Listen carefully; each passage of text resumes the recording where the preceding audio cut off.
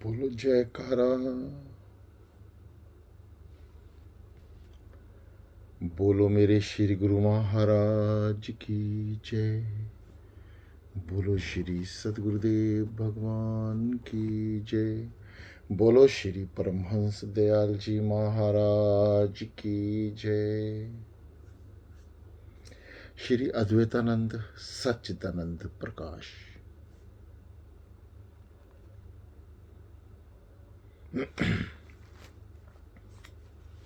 आ गई। एक रोज इस खाससार ने अर्ज किया, इश्क क्या शे है, किसी कामिल से पूछा चाहिए। इरशाद हुआ कि इश्क, भक्ति, मोहब्बत, प्रेम सब एक ही चीज के नाम हैं, मगर दरअसल यह शो क्या है और कैसी है, इसका बयान जवान नहीं कर सकती। अलबत्ता कोई साहिबे कमाल चाहे तो मजा चख सकता है। इस्तेलाब अरीफानी में इश्क से दो हालाती मुराद अभिप्राय है। एक जज्बा, दूसरी जफ्त। पहला जज्ब के मायने अर्थ हैं कशिश। यह एक कशिश है जिससे सितारे व सियारे, चांद, सूर्य, खला शून्य में मुलाकात लटके हैं, परंतु एक दूसरे से मिले हुए हैं। यह कशिश की चोर से चोरी कराती है, दानी से दान दिलाती है। इसी ने ईसा को सूली पर चढ़ाया, मूसा को फरौन से लड़ाया, महात्मा बुद्ध से राज छुड़ाया, याजिद से खून कराया। इंसान, हैवान, चरिंद, परिंद, बल्कि तमाम ब्रह्मांड इसी कशिश को मरकज यानी केंद्र बनाकर उसके इर्द गिर्द चक्कर काट रहा है और इसी से कायम है। अलबत्ता इख्तिलाफ हालात के लिहाज से इसका तर्ज इजहार यानी कथन शैली जुदागाना है। साधु मशगूल इबादत है, जाहिद नवाज रोज में लगा हुआ है, रिंद शराब में बदमस्त है, आयशा तमाम शवाबनी से मजे लेता है। मगर क्या नेक वे क्या बद, सब इसी के जेरे असर हो रहे हैं और सब इस काम में खुश हैं। वजह यह है कि यह कशिश सुरेरू आब्दी यानी स्वाप्त आनंद है रूप वे सच्चिदानंद स्वरूप है। चूंकि हर एक शे इस कशिश के मरकज है और इसमें इर्द गिर्द की तमाम आशियां यानी पदार्थों को अपनी तरफ खींचती है। इसकी वजह से उसी रफ्तार सीधी नहीं है बल्कि दायरा की सूरत में है। यह दायरा अव्वल बहुत ही तंग सूरत में जाहिर होता है और इस तंगी की वजह से इसकी कशिश सिर्फ अपने ही चारों तरफ रहती है। इसलिए इसको खुदगर्जी के नाम से मौसूम करते हैं। बच्चा हर चीज को लेने और अपने वास्ते रखने की कोशिश करता है, यहाँ तक कि अगर सांप भी सामने आ जाए तो हाथ से पकड़कर मुंह में रख ले, परंतु कोई चीज उससे ली जाए तो बहुत ही नाखुश होता है और हरगिज उसको देना पसंद नहीं करता। ख्वावा यह चीज नुकसान पहुंचाने वाली ही क्यों ना हो। मगर ज्यों जो इंसान बड़ा होता जाता है उसी तरह वे दायरा भी कुशानदा यानी खुला होता जाता है। इसका खासा यानी विशेषता यह है कि वह अपने मन में महदूद यानी बाधा नहीं रहना चाहता, बल्कि हर सिमत यानी और फैलना चाहता है। यह कायदा मुमल्लम है कि हर एक चीज़ अपने असली मरकज की तरफ रजुआ यानी प्रवृत्ति होती है, और वह कशिश भी अपने असली मरकज की तरफ जाने की कोशिश करती है। इसलिए माँ बाप, भाई बंधु, बीवी बहन, बहुत से आदमियों को अब वे अपने दायरे के अंदर कर लेती है।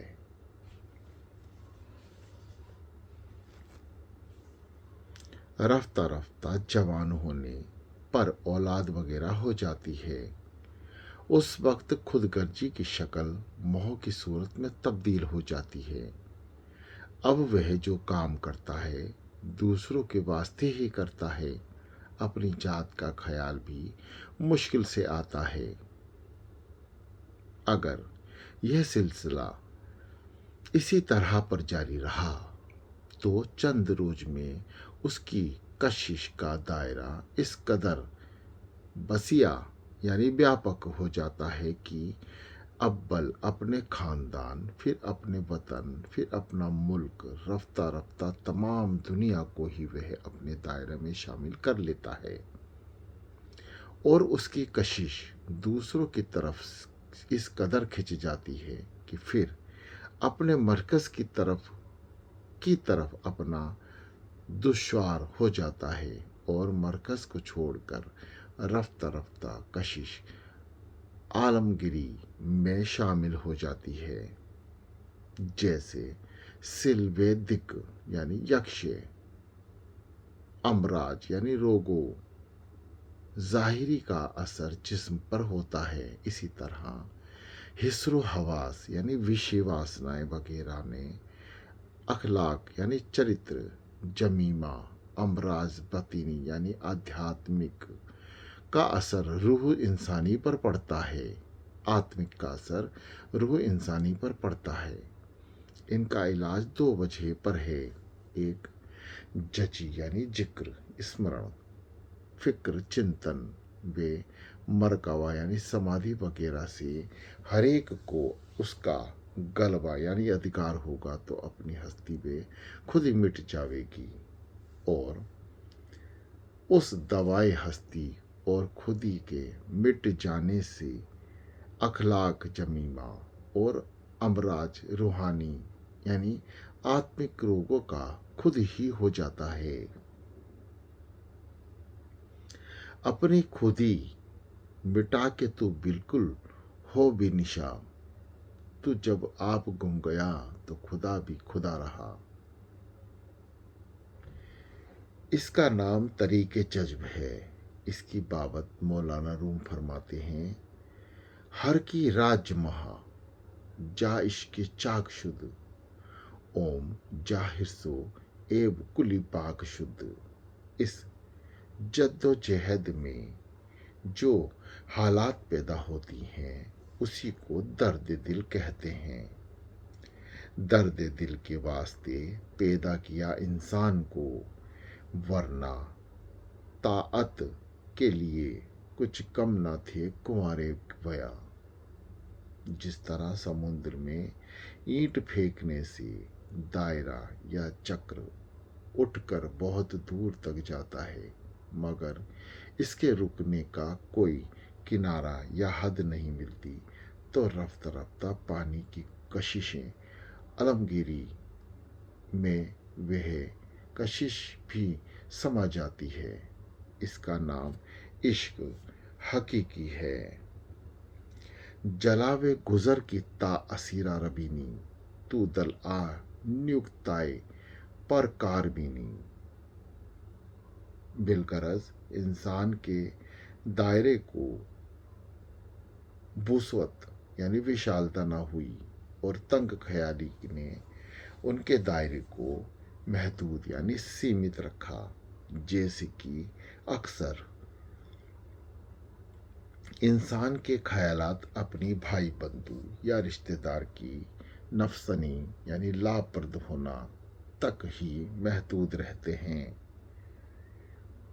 जिस तरह तालाब में ईंट फेंकने से चक्र बड़े होकर किनारे तक जाते हैं और वहाँ मंद होते नजर आते हैं, दरअसल वे बंद नहीं होते बल्कि किनारे की हद से टकराकर फिर उसी मरकज की तरफ जहाँ ईंट फेंकी गई थी वापस आते हैं और वहीं समा जाते हैं। उसी तरह पर चित्त रूपी तालाब में जो खुदगर्जी या मोह की ईंट पत्थर फेंकने से ख्वाहिशतात की मोजें उठती हैं, उनके चक्र राग द्वेष रूपी किनारों से टकरा के खा खाकर बंद नहीं हो जाते बल्कि राग द्वेष को छोड़कर वैराग्य की हालात में फिर उसी मरकज की तरफ आते हैं। जैसे इंसान अपने को दुख सुख से नतीजा हासिल करके सबको हेच तुच्छ समझकर फिर अपनी ही तरफ रजुआ प्रवृत्ति होता है, इसी को इश्क मजाजी कहते हैं। जब वह कशिश लौटकर मरकज तक पहुंचती है तो फिर मरकज ही में समा जाती है और फिर कशिश का पता नहीं चलता, बशर्ते कि ख्वाहिशात का सिलसिला मसदूद यानी टूट हो जावे, जिसके वास्ते कवायद यानी नियम मुकर्रर किए गए हैं। इसी तरह पर वे इश्क मजाजी इश्क हकीकी की सूरत अख्तियार कर लेता है। प्रेम क्या प्रीति खनिज शक्ति यानी कुब्बते जाहिवा को कहते हैं। इसी शक्ति से तमाम रचना जो छोटे छोटे जर्रों या परमाणुओं से मिलकर रची गई कायम है। कुल देह या सूरतों का ठहराव और कार्रवाई इसी शक्ति से है। जो प्रेम ना होवे तो कोई किसी से मेल ना करे। दूसरा जब्ज के मायने यानी अर्थ अख्तियार या काबू के हैं।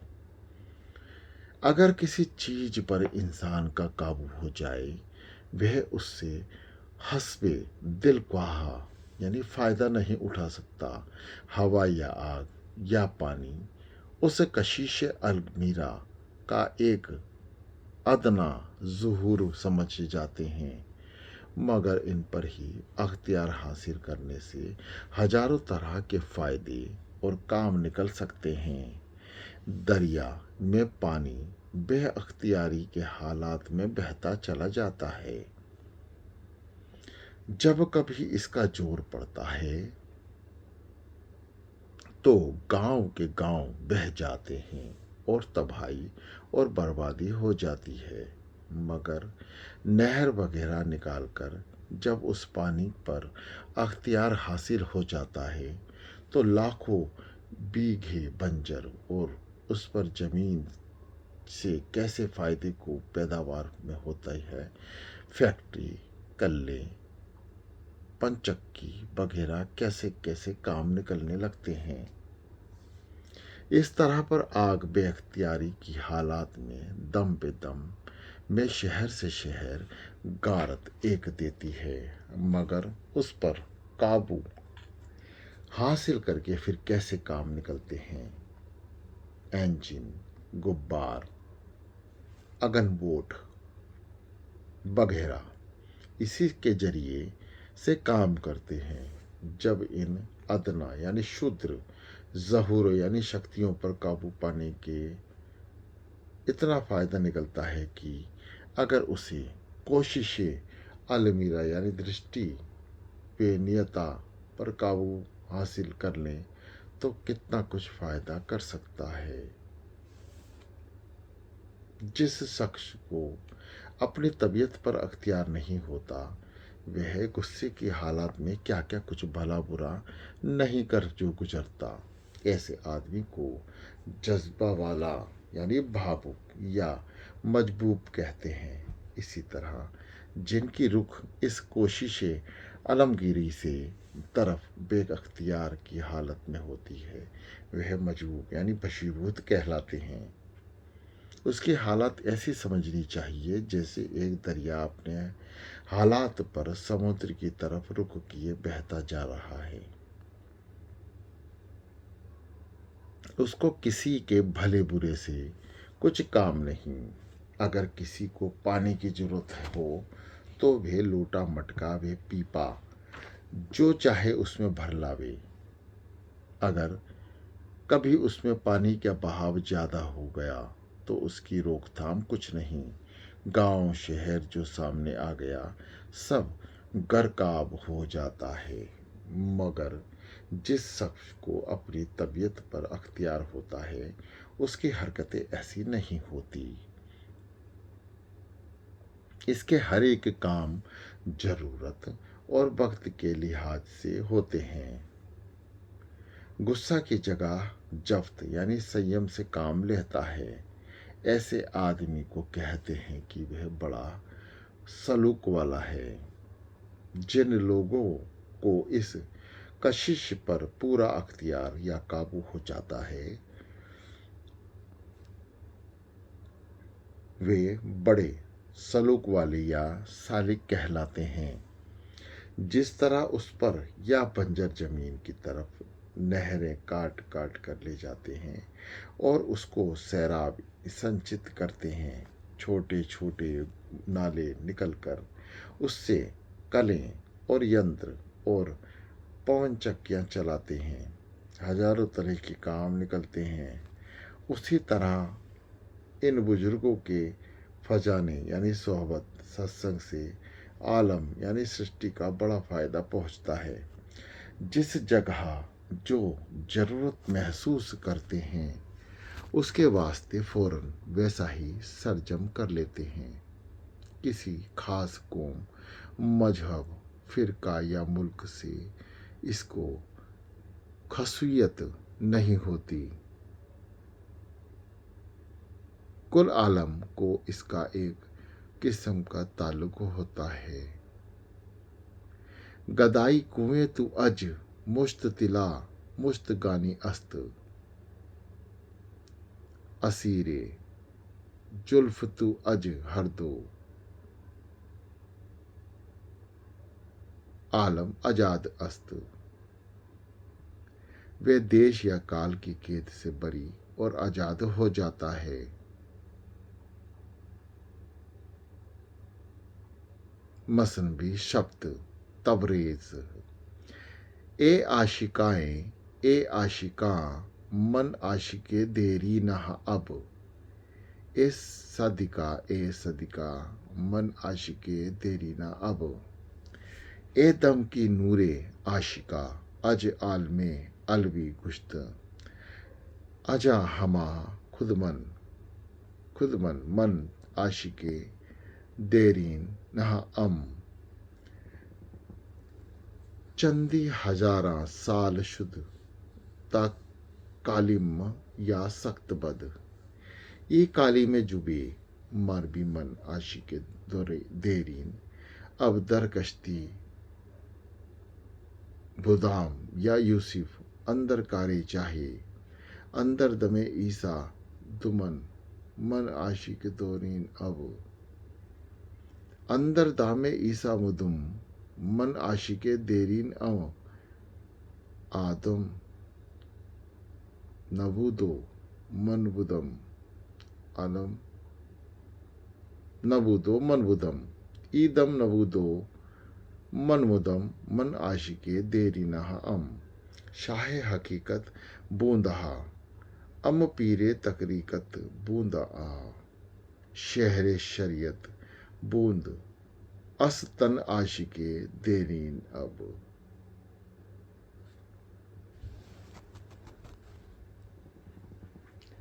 बोलो जयकारा बोल मेरे श्री गुरु महाराज की जय।